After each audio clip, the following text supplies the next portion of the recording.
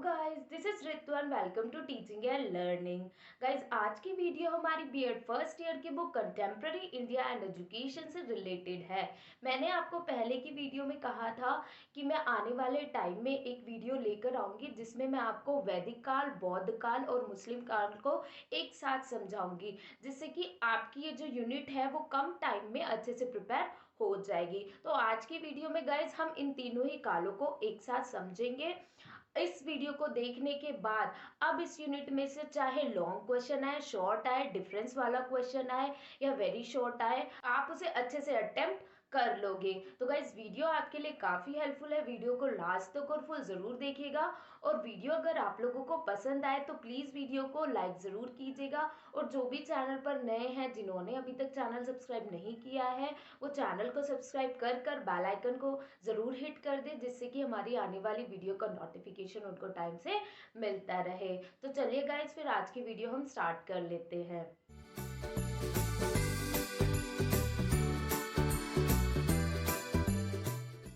Guys, हम एक ही time में आज तीनों काल को समझेंगे, तीनों के अकॉर्डिंग सारे पॉइंट समझेंगे, जिससे कि आपको एक ही बार में ये तीनों काल समझ में आ जाए और आपकी ये यूनिट 1 जो है, जो एग्जाम के पॉइंट ऑफ व्यू से बहुत ज़्यादा इम्पॉर्टेंट है, वो प्रिपेयर हो जाए। मैंने आपको पहले ही कहा था कि मैं एक ही वीडियो से आपको सब कुछ क्लियर कराने की कोशिश करूंगी। तो चलिए स्टार्ट करते हैं। सबसे पहले टाइम देख लेते हैं। वैदिक काल का जो टाइम है वो 2500 ईसा पूर्व से, कभी 500 बोल देते हैं, कभी 600 ईस्वी बोल देते हैं, ठीक है।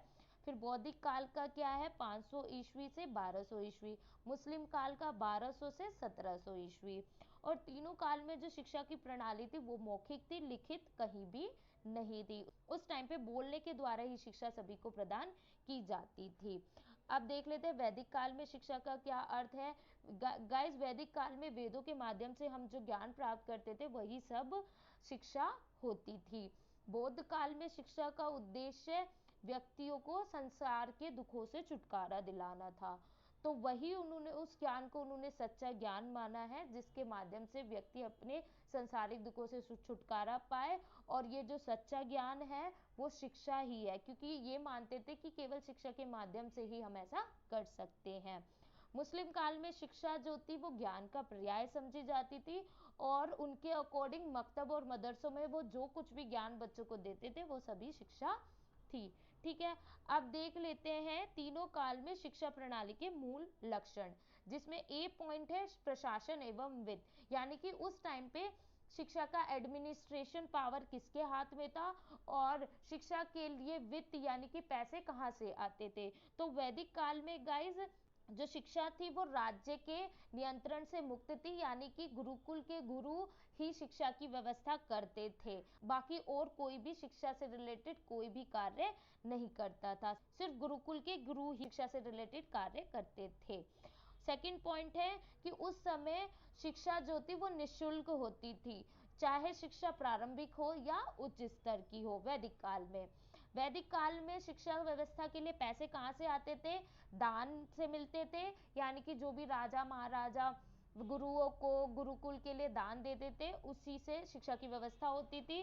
शिष्य जो भिक्षा लाते थे मांग के, उससे शिक्षा की व्यवस्था होती थी। और गुरु दक्षिणा से शिक्षा की व्यवस्था होती थी। जैसे कोई बड़े राजघराने का बेटा शिक्षा प्राप्त करने आया है, उसकी शिक्षा पूरी हो जाने के बाद वो गुरुओं को कुछ गुरु दक्षिणा देता था, तो उससे शिक्षा व्यवस्था हो जाती थी।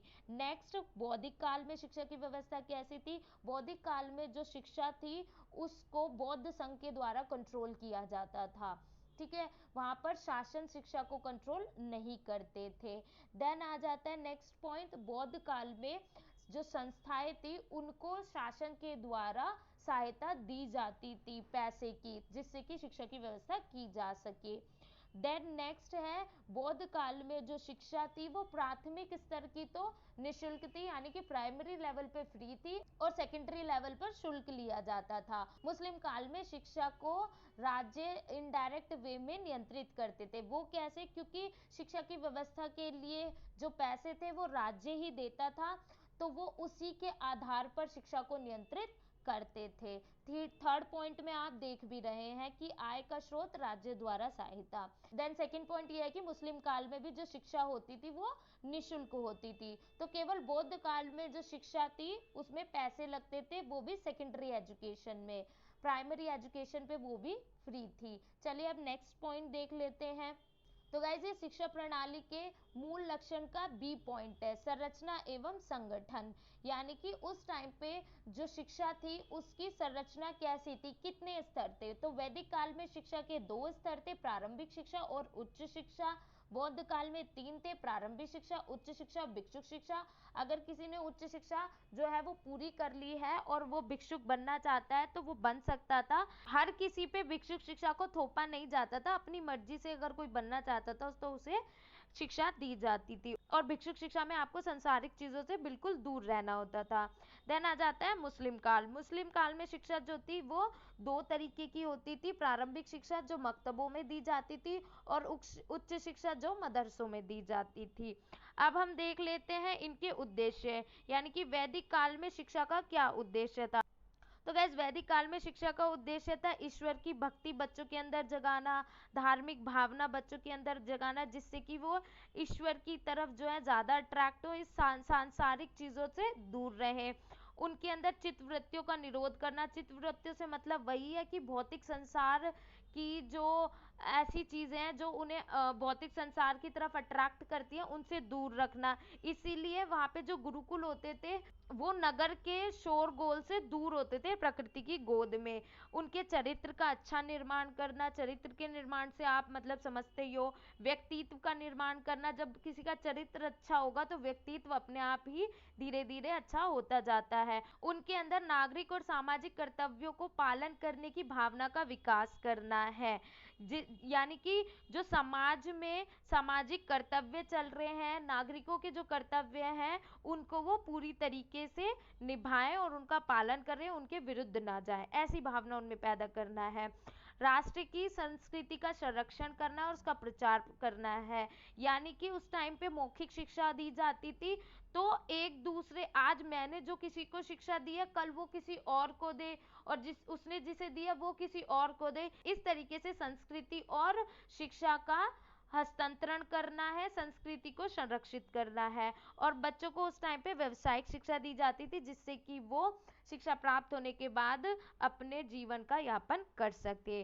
अब गाइस बौद्धिक काल में भी सारे ही सेम ही रहेंगे, बस वहां पे चेंज क्या हो जाएगा कि इन्होंने बौद्ध धर्म की शिक्षा का प्रचार प्रसार किया और निवारण प्राप्ति का मार्ग बच्चों को बताया। निवारण प्राप्ति का मतलब है कि इस संसार की ऐसी चीजें जो उन्हें अट्रैक्ट करती है उनसे उनको दूर करना। अगर हम इन संसार के चीजों से अट्रैक्ट होकर इस संसार में ही घूमकर रहेंगे तो हम बहुत ज्यादा दुख प्राप्त कर रहेंगे, तो इनसे उन्हें दूर करना। बाकी सब बौद्धिक काल में वैदिक काल की तरह ही था। चलिए गाइस अब मुस्लिम काल में शिक्षा का उद्देश्य देख लेते हैं। तो मुस्लिम काल में गाइस बेसिक सी बात है, शिक्षा का एक ही उद्देश्य था कि वो किसी ना किसी तरीके से मुस्लिम शासक को स्ट्रॉन्ग बनाना चाहते थे। तो यहाँ पे देखिए ज्ञान का विकास तो सेम ही है।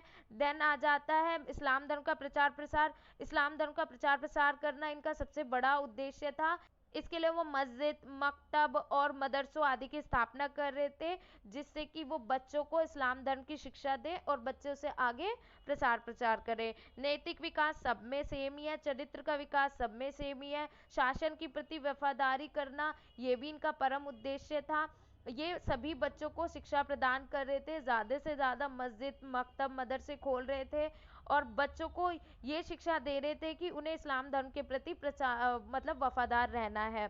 फिर इस्लाम धर्म के सिद्धांत और कानूनों का प्रचार प्रसार करना, मुस्लिम श्रेष्ठता की स्थापना करना, मुस्लिम शासक को सुदृढ़ बनाना, इस्लाम संस्कृति का प्रचार प्रसार करना। गाइज वो इस्लाम धर्म को सुदृढ़ बनाने के लिए, श्रेष्ठ बनाने के लिए जो उस टाइम पे हिंदू थे उनके धर्म को परिवर्तित कर रहे थे और ज़्यादा से ज़्यादा मुस्लिम जो चीज़ें थे वो ओपन कर रहे थे, जिससे कि उनकी संस्कृति जो है वो सब में फैल जाए और सारी तरफ केवल मुस्लिम शासन का ही बोलबाला हो। ठीक है। नेक्स्ट है हमारा शिक्षा का माध्यम। तो शिक्षा का माध्यम जो था उस टाइम पर वैदिक काल में संस्कृत था, बौद्ध काल में पाली था और मुस्लिम काल में अरबी फारसी था। इन तीनों काल में संस्कृत, पाली और अरबी फारसी के माध्यम से उस टाइम पे बच्चों को शिक्षा प्रदान की जाती थी। तो गाइज हम बाकी के पॉइंट्स जो है आगे की वीडियो में देखेंगे। एक वीडियो में पूरी यूनिट एक्सप्लेन करेंगे तो वीडियो बहुत ज्यादा लंबी हो जाएगी, इसलिए हम बाकी के पॉइंट नेक्स्ट वीडियो में देखेंगे। होप करती हूँ गाइज इस वीडियो के थ्रू आप लोगों का ये जो कॉन्सेप्ट है वो अच्छे से क्लियर हो रहा होगा। गाइज हम आगे के पॉइंट्स जो है आने वाली वीडियो में देखेंगे। इस पूरी यूनिट को एक वीडियो में करना थोड़ा सा बोरिंग हो जाएगा, तो आज की वीडियो हम यहीं एंड करते हैं। मिलते हैं नेक्स्ट वीडियो में। सो तब तक के लिए bye guys and thank you for the watching this video.